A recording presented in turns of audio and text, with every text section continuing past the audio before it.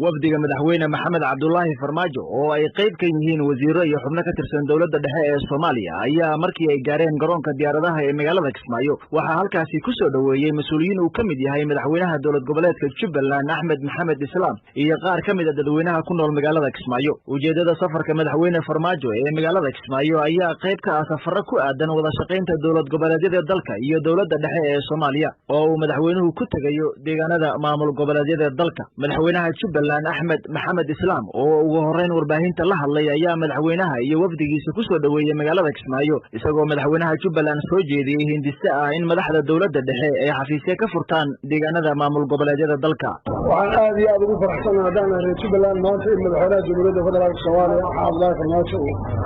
ziyaaro loogu yimid booqasho soo gurigiisii yimid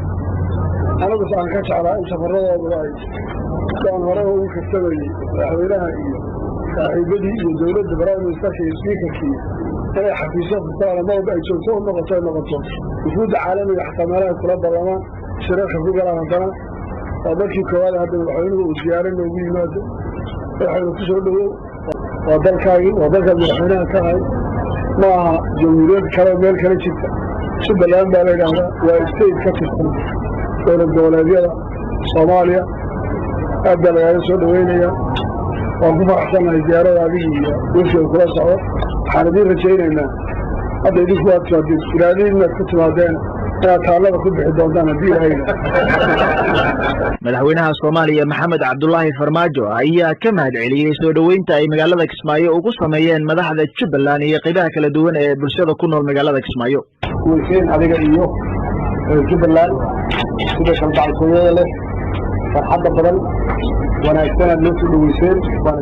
insha Allah haddii ilaahay yiraahdo kulliga qorsheheenu hadda alaabta ka sheegay intaan joogi doonno laakiin adaa noo kala yahay adaa sheegay laakiin qorshaan ku soconnaa waa ka aqbalnay halkan inaan xafiisyadii federaalkan ka furno hadday suuragal noo tahayna waxaan rajaynaynaa kulliga wixii aan ka sugayno hawshaas inaan dib ka sheegno maalmaha soo socda haddii ilaahay yiraahdo laakiin waa qaatay safarkaaga ah in meeshaanan ka samayno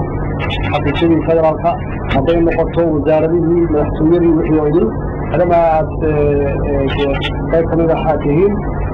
hawshii waxay in xagga laga fuliyana qayb ahaan in xagga laga fuliyay ay fasal tahay oo hadda adeega uu meel walba ay tahay inuu soo gaaro waa safar soo socda inaan meelo kala duwanaan magaalada ka in muuqda dadka reer Jubbaland iyo Kismaayo dhaweyn fiican